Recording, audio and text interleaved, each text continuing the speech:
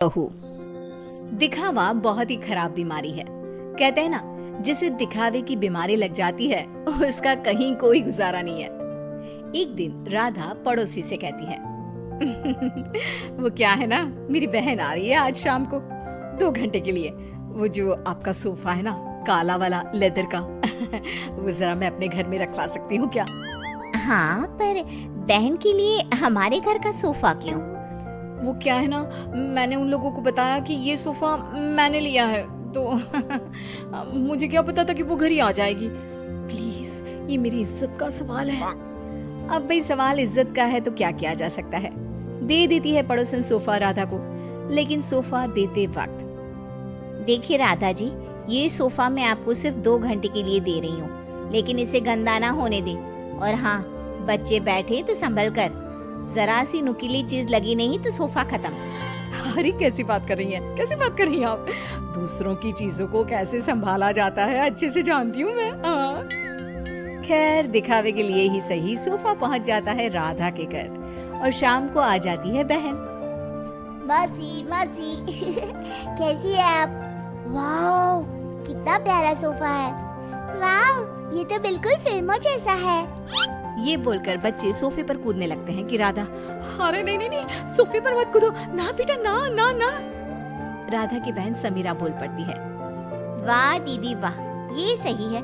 मेरा बेटा थोड़ी देर खेल भी नहीं सकता क्या? अरे नहीं नहीं, वो बात क्या है ना कि सोफा थोड़ा क्या राधा, कहाँ से आया ये सोफा? क्या बात है दीदी, जीजा जी को बताए बिना सोफा खरीद लिया क्या? वो क्या है ना, मैं जा रही थी धनिया खरीदने, रास्ते में मुझे ये सोफा अच्छा लगा तो मैंने खरीद लिया। वाह दीदी, ये तो लाखों का लग रहा है। राधा तो अब अपनी तड़ी में आ जाती है। लाख? लाख क्या अमाउंट है मेरे लिए?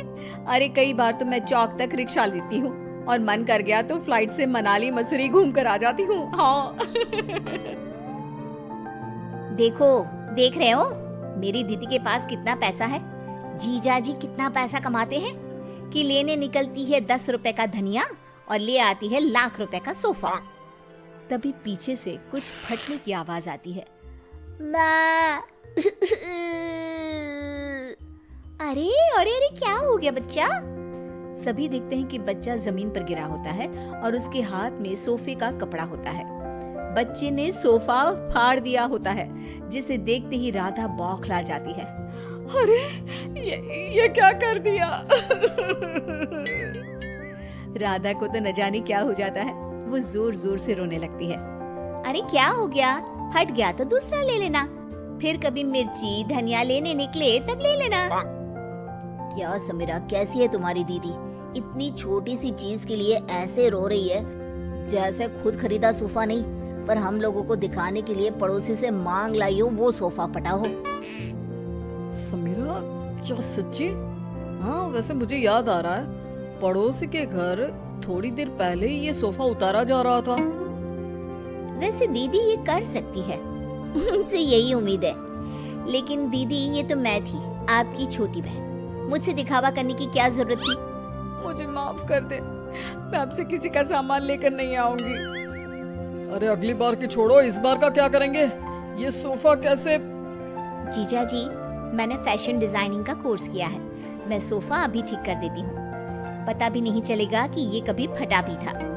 बस फिर क्या था, समीरा सोफा ठीक कर देती है। सोफा पड़ोसन के घर चला जाता है, उसे कुछ पता नहीं चलता और राधा कान पकड़ती है कि वो अब से किसी का कुछ भी उधार नहीं लेगी। लेकिन फिर एक दिन राधा की सहेली, यार राधा, कितना वक्त हो गया, हम लोगों ने बात भी नहीं की, कैसी है तू? मैं तो मस्त, तू बता क्या चल रहा है, कहाँ घूम रही है? अरे कुछ नहीं, बहुत समय हो गया था तो सोचा तुझसे मिलने आओ, तो खाना बना लेना, मैं और मेरी ननद आएंगे खाने पर। और हाँ, मेरी ननद ना बहुत बड़े घर की है, तो थोड़ा स्टेटस देख लेना। हाँ। अरे कैसी बात कर दी, वो तो तू ना भी बोलती ना तो मेरा स्टेटस खुद बोलता। वैसे भी यार, मैं बहुत रईस हूँ। हाँ, तूने मेरे सोशल मीडिया नहीं देखे क्या? अब क्या था, राधा के घर उसकी सहेली आ रही थी, तो जो वो दिखावे वाला कीड़ा था ना, फिर से उछाले मारने लगता है।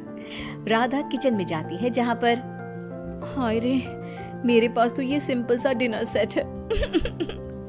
अब कैसे मैं उसे अपना हाई प्रोफाइल वाला स्टेटस दिखाऊंगी। एक काम करती हूँ, वो जो नई पड़ोसन आई है उसके घर से ले आती हूँ, कम से कम इज्जत तो बनी रहेगी।